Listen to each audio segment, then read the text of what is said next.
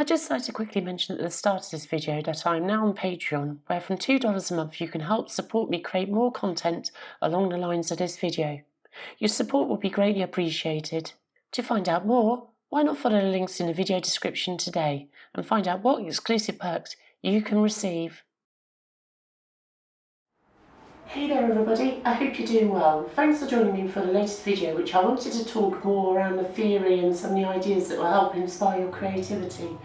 In the past videos, which we focused on pixel art, it's more been about the actual process and some actual tips that you can use when you're actually creating your artwork. But for this video I thought it was important to touch upon some of the things that will help us be creative in the first place. The first topic that I want to talk about is simply one of the biggest things that you can do to help improve your concentration and your levels of creativity is to turn the notifications off on your phone or on your laptop. Maybe turn on the do not disturb mode, or maybe consider on a more permanent basis that do you actually need a Twitter notification every time you get a like on a tweet or that somebody shares your Facebook posts or similar. It's actually really important to be able to concentrate when you're actually creating your artwork. And you can't do that if your phone is constantly buzzing, distracting you and so forth. Sometimes you just need to be able to switch off. So that is my top tip to start with. My next topic is all about how to break procrastination, or what is stopping you from actually getting down to being creative. There are a few things that may cause this, but the most important thing is not to think about things too much. Just get started, just do anything. If you have a germ of an idea that's in your head and you're sat there thinking, I can't do it, or how can I do this and so forth, sometimes it's best just to get a drawing pad if it's something that you want to draw, or if it's something that you want to write. It's just to start. The more you think about it, the harder it's going to become to actually get started. A good motivator is sometimes putting on some music if you're working on, say, a piece of artwork which you're drawing. I find that music, whether it's calming music or something that's a little bit more upbeat that helps motivate me, is a really good way of breaking that procrastination deadlock. You'll suddenly find yourself immersed in a soundscape that helps encourage your creative thoughts and energises you in some way. Obviously, you don't really want to be listening to too upbeat music if you're creating something that's quite delicate. It just all depends on your mood, what you want to create. It can really help imbue a sense of what it is that you're trying to create by what's actually coming through your senses and so forth. So yeah, definitely consider listening to some music. It may help you, but there are times where I know also to switch it off, because it doesn't always help. It's important just to get started with things, because the more that you sit there procrastinating, the sooner it will be the evening time and you will feel bad that you haven't actually used your time wisely. This only ends up compounded during the week, or perhaps when you're doing something that you don't particularly want to be doing, say whether it's cleaning, or maybe you've had to go shopping, or maybe it's sat at your desk in a day job, assuming that the coronavirus situation has finished by the time that you actually watch this. But it's important that you actually do something, because it's only just going to feed into a very negative cycle. So maybe just start something small, but I'm going to touch upon that a little bit later on. And of course, the more that you actually sit down and actually do something, the more that your skill is going to improve. One of the things that actually creates procrastination in us is our feelings that we can't create something that matches up to what we see in our imagination, because our ability potentially lets us down, or so we believe. But the more that we actually sit down and just try doing something, the more we'll actually improve. I'm going to talk about how we can improve our skills a little bit later on as well. But it's just important just to get started with something, because the more you do it, the better you'll become at it, and the more likely that you're going to break those procrastination spots in the future. The more you do something, the more your skill will improve, and the more that your skills improve, the less likelihood that you're going to be procrastinating because you feel that your ability is going to let you down. Sometimes you have to face those weaknesses head on. For example, I still really struggle with drawing hands and feet. It just depends on basically the pose of the character. It's something that for some reason I've just never truly mastered, and I'm not entirely sure that I will. But just through trying and improving and iterating on those drawings and so forth, I'm finding that I'm getting a little bit better with each time, with less corrections required. So face your fears head on. If you do that, you'll find that you're able to create things with less likelihood that you're going to sit there and dwell on whether you should be creating something or not. My next major theme to talk about is find inspiration. It sounds pretty obvious, But it's important actually to make sure that you're not just sitting there thinking, I have to conjure up something independent of anything that I enjoy. For example, I surround myself with some of the things I enjoy, whether it's manga, music, books, anime, video games, movies, whatever it might be. Anything that helps inspire you is a good thing. So don't actually shield yourself from actually what could be helping you create new material. More important than just observing or listening or whatever it is that you actually find yourself inspired by, is to actually write down what it is that you're inspired by. What does it make you feel? Why do you like the way that it looks? Why do you like the way that it sounds? Make some notes about these things, because it'll actually stop this swirl of thoughts that are going around and around in your head. The more that you have these thoughts going around and around, it will just feed into your procrastination loop. At least that's what I find anyway. So if there's a particular character that you like, write down why you like that character. What is it about their appearance? What is it about their personality? What is it that you would change about them if you was going to actually create this character? What spin would you put on something? What do you like about the aesthetic of what you've actually played or watched? What do you like about that's been observed in that piece of artwork? Or what is it about the music that really makes you feel motivated or emoted by something? Write it down. Don't just leave it locked upstairs, because the problem is that we have a constant stream of thoughts, like I can't remember exactly the phrase that was used when describing Beats poetry off the top of my head, but it's kind of like a continuous monologue inside of our heads, which never really truly stops. And to us, those thoughts kind of make sense because we're kind of just listening to that tape live. But the problem is that when we actually go to try and put those ideas down, they don't all come out at once. That continuous stream of thought is just not there in that particular moment. So if you have some notes to look back on, you'll remind yourself of all the things that you're actually trying to create. Maybe not all of them can be expressed in one piece or in one scene or in one piece of music, but it's certainly going to help you break that deadlock and that procrastination, because what you think you know is upstairs doesn't always come to the forefront of your mind when you actually sit down to do something. I certainly know this when I try to come up with a character. It's not always there on my mind. What was it that I particularly liked about a certain character in an anime or in a particular film? What was it I observed about a particular film in the way that it was filmed that I liked about the light? I might think that I know, but because there is just such a vast array of media and material that I can play back in my head, those thoughts just come and go just like that. So start making some notes. I think you'll find it really helps you. And not only that, write down things about the stories that perhaps this media tells you. So if you're watching a film or an anime or whatever it might be, write down what it is about those themes that you particularly enjoy. What drew you into it? What would you change about the story to make it more, just to improve it essentially? What would you change about it, and so forth? So think about the stories that's been told. What does it make you feel? How would you change how you felt about it? All these little notes are going to really help you come up with something that is, when you come up with your own idea, that you're going to work these ideas into your creativity. You will tell your stories in that particular way, because you'll have observed the things that you like and you'll integrate those, but you'll know where you want to make the changes. And also, don't just sit down and watch and play and listen to the things that you think you know you're going to like.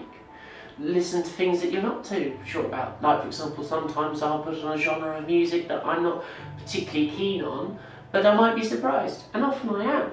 I often find pieces of folk music or jazz and so forth, which, by the looks of the album sleeve or whatever it might be, doesn't look particularly appealing. The same thing goes with manga and books and video games. What it says on the cover doesn't necessarily express what it is. A good example would be, say, for example, a video game like Area 88, as it was released in Japan based on the manga and anime of the same name.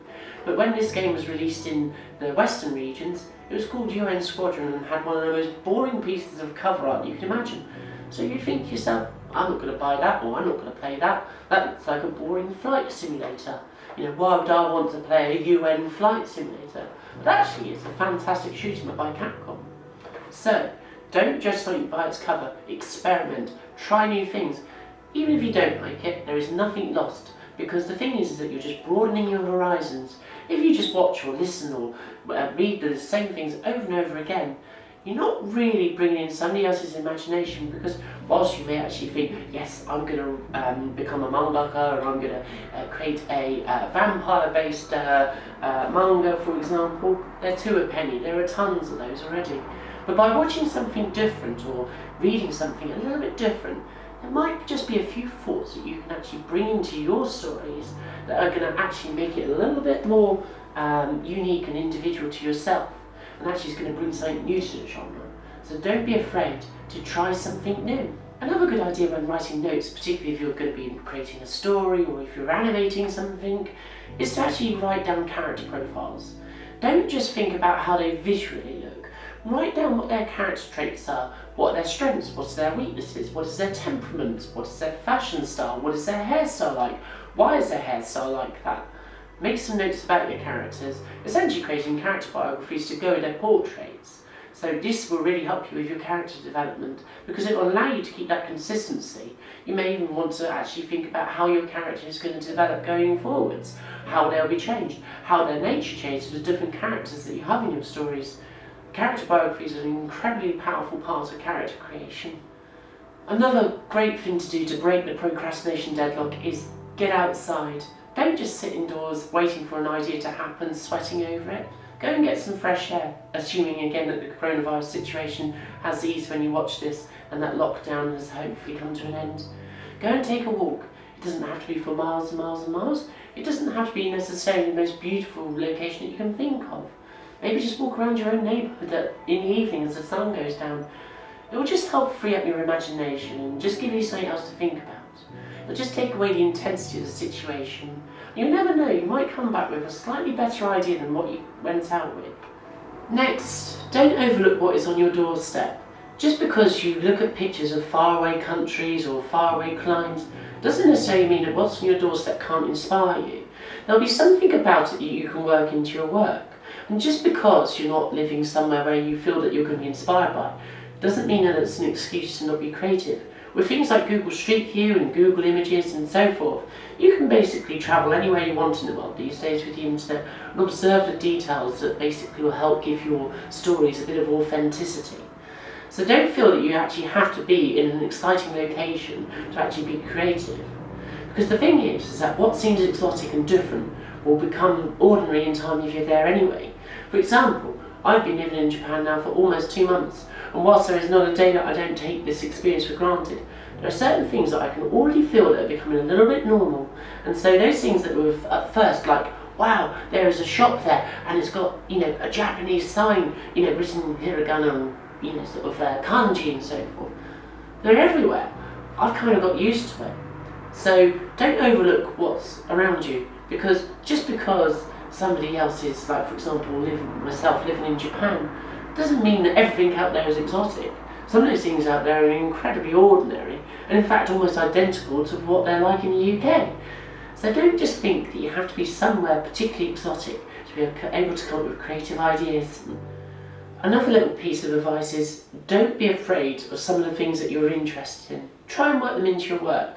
Just because you think somebody is not going to notice it or somebody won't be interested in it, I can bet you that there will be somebody and they will notice your interest as well. So don't overlook or rule out ideas that you have in your mind.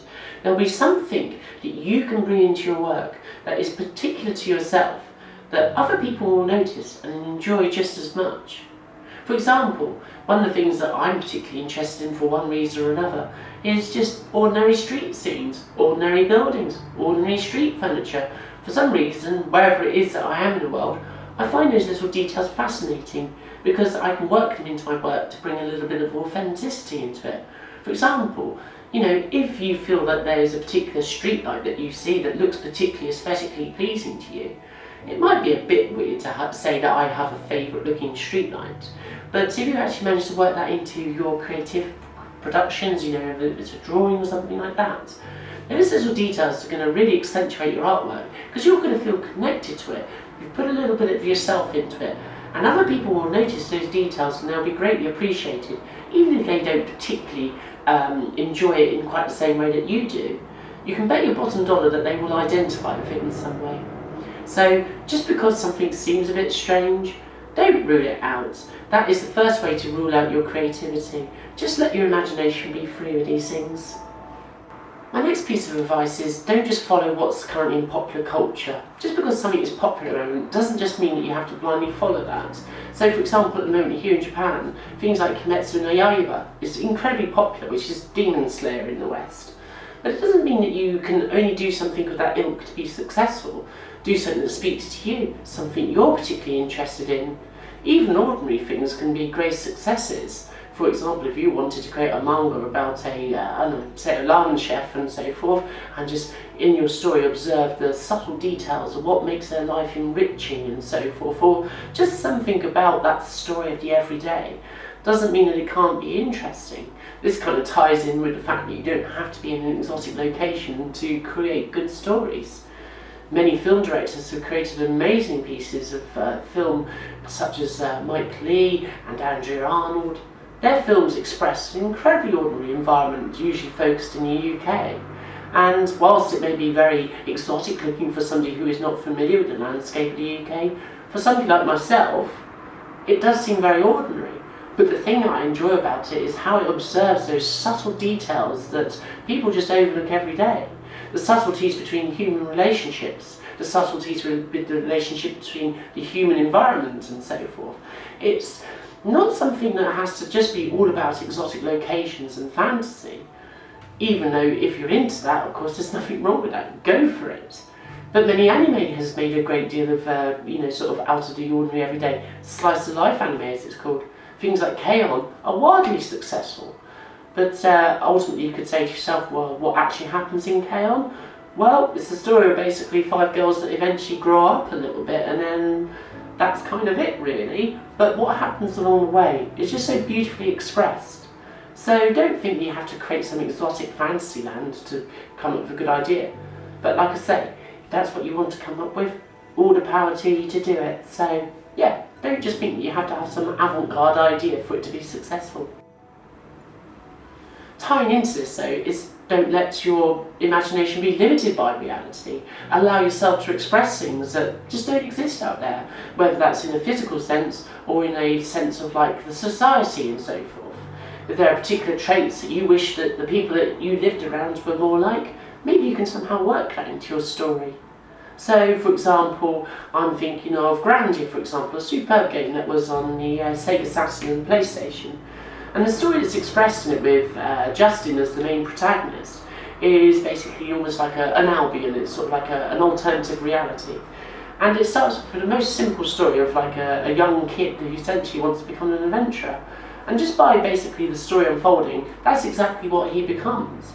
It starts off very ordinary, but things develop, and the way that the ideas of different nations and cultures and societies are expressed through it is just pure fantasy and idealism. And the end result is that yes, it does fall into like the saving the world trope at the end of the game, but it doesn't make that story any less effective. The thing is, you can start off with something quite ordinary and just allow your imagination to run riot. Just because it doesn't exist out there doesn't mean that it can't happen. That's the whole point of your creativity. The power to create something that you wish was out there or that you enjoy just because it's in your mind. And why not share that with people? My next little quick topic is find a way to be creative without a computer all the time. It seems a bit of an anathema in 2020 to say that, because pretty much everything we seem to do seems to be done on a computer, from whether it's drawing something or even shopping. But there's probably some way that you can express yourself, just to give yourself a bit of headspace. Such as reading or watching something on TV, be that sort of a DVD or something that's on Netflix, but something that's not on your computer. It ties into that less distractions thing. But it will also tie into things like, for example, I love drawing, so I went down to the beach the other day and I drew and I coloured and so forth, just because it gave me another environment to enjoy my pastimes with. And it helped with my creativity as well, because I came back feeling refreshed. So find a way to express yourself that's not purely through a computer screen. You'll often find it particularly liberating as well.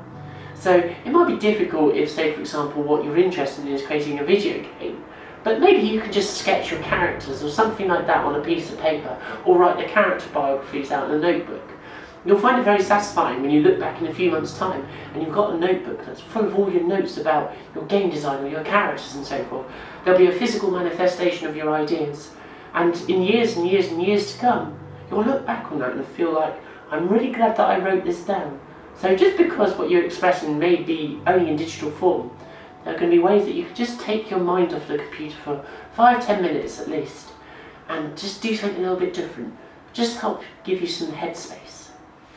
My next theme is to set realistic goals, and I could learn from this as well because I quite often come up with ideas that are too vast for their own good, just because my ambitions are quite high. But the problem with that is that quite often you will never quite achieve those ambitions that you set out. And it's going to take time for you to get there because your ability and you need time to do it and all these kinds of factors. So to start with, just have little small projects, something that you can accomplish maybe within a few days or something like that at most, because it will just help motivate you that you can say, actually I finished that, and whilst you might not work on it continuously, overall over the spread of things you might say, yes, I started out to do that, it took me 5 hours to complete, and now I've got something that I can frame, or something that I can listen to, or something that I can watch. So just little small projects can really help your sense of encouragement in making sure that you don't end up feeling like you're wasting your time or that procrastination sets in again. So it's important just to set realistic goals with these things, because as time goes on you'll find that your ability will be more than capable of handling those bigger projects. My next little topic is knowing when to switch off, and this is one that I could heed. So if, for example, you're getting from work or wherever you've been and you're just feeling a bit tired and you don't really feel like sitting down and drawing, don't work against the grain again, just do something else, because if you're using your time when you don't feel tired in a good way, in a productive sense, you're not going to feel guilty about it. So some evenings I get in and all I want to do is basically cook dinner, maybe read a bit and then go to bed. I don't feel guilty about that because ultimately all those things are good for my own mental well-being, and it's not pressuring myself.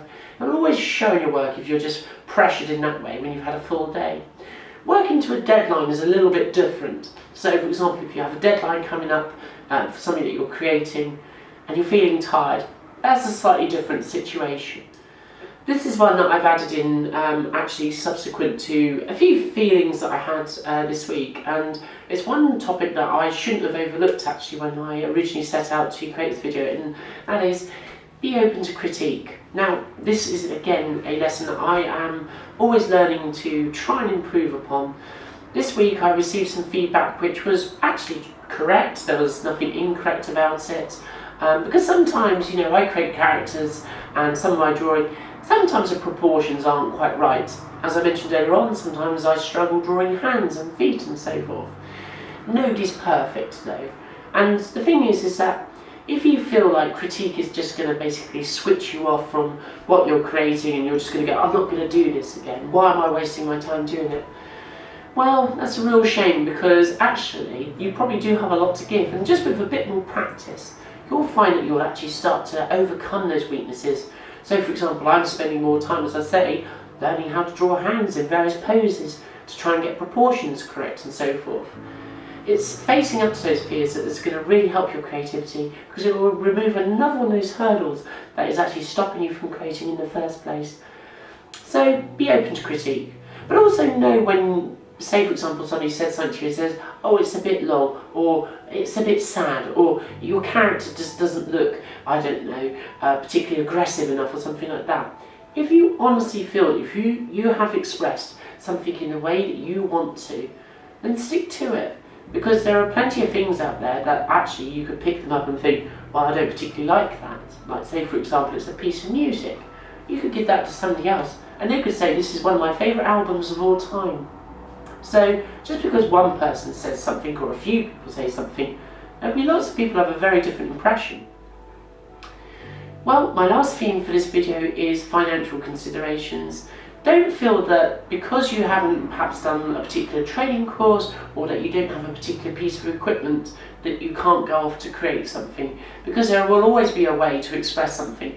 There are some things where the bar to access is just a little bit higher. So say for example you want to do a piece of music and so forth, and that you don't necessarily want to use synthesizers or sort of computer programs with plugins and so forth, that you actually want to record the live instrument, for example. Of course there is an expense to obviously good recording equipment and the right instrument, but in many cases a lot of creativity can be done on the things that we have right now.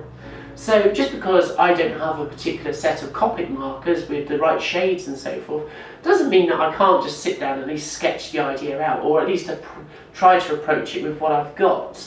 Whilst it might not be the final example of what I have in mind, I might eventually get the right Copic markers and do the drawing. Don't think that you need to have like a modern laptop to do something. The chances are you could probably do it with what you've got. It may not be ideal, but there is no reason why you can't just get started today.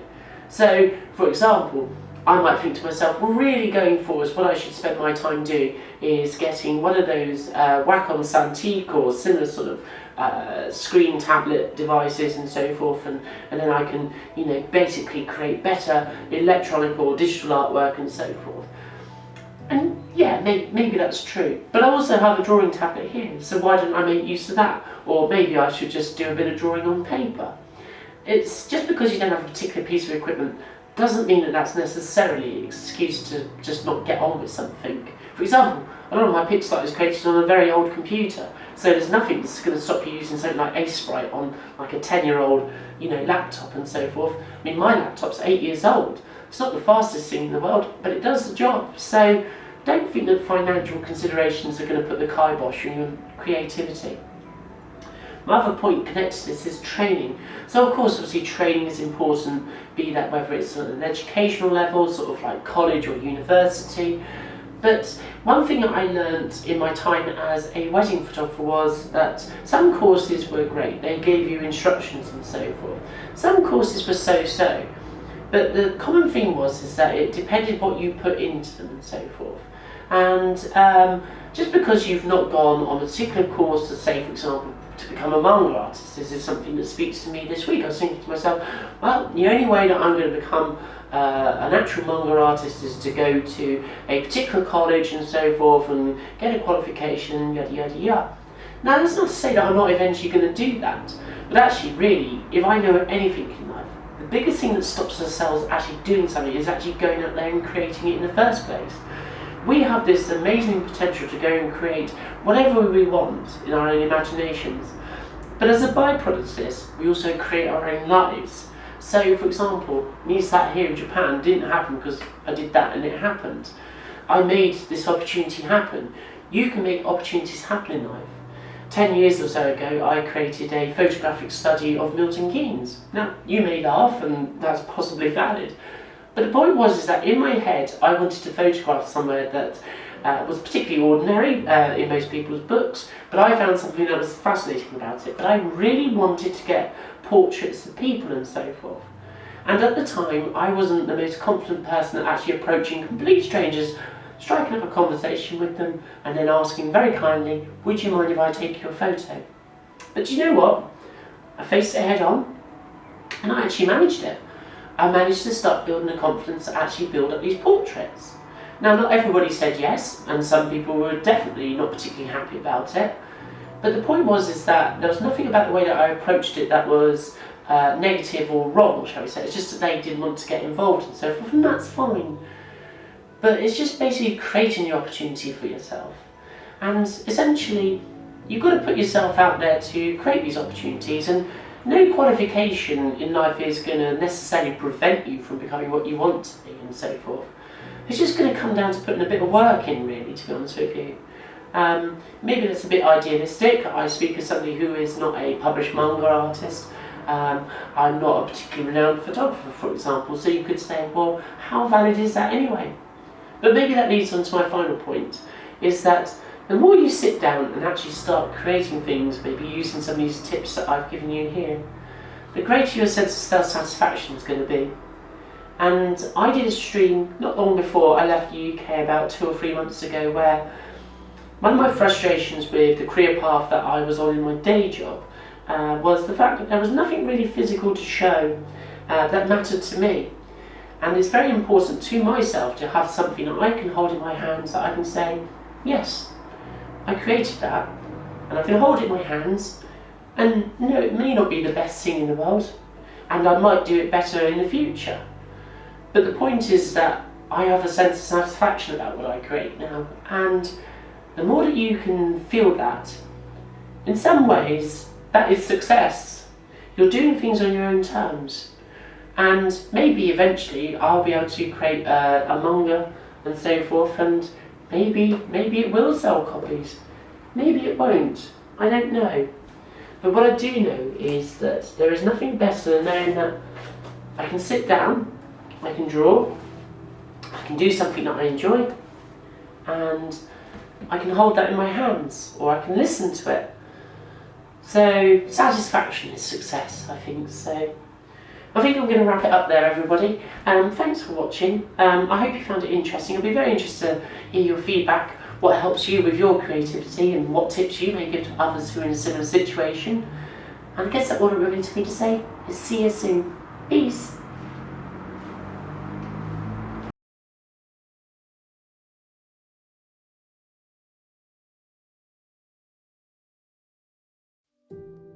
I'd just like to mention that I'm now on Patreon, where from as little as $2 per month, you can help support my artwork that I aim to create in Japan, and the tutorials and all the exciting animation tips, pixel art tips, watercolour, and even manga tips that I wish to give to you whilst I'm here. You'll also receive early access to content, videos that are not available to the general public, artwork through the post, and much more besides, depending on the tier that you join. To find out more, why not follow the links in the video description now. And I would just like to say a massive thank you to my current Patreons, Rushi MSX, Error42, David Gaxiola, Chris Forrester, Anthony Jarvis, Phil Cobley, The Digital Orphanage, Matthew Scott, Wave Jumper, Dave Rowland, Mullen Katamari, Rob Soft, Just 80, 10-Minute Amiga Retrocast, and all of my $2 patrons. Your support is very much appreciated, and I wouldn't be able to do this without you. Thank you.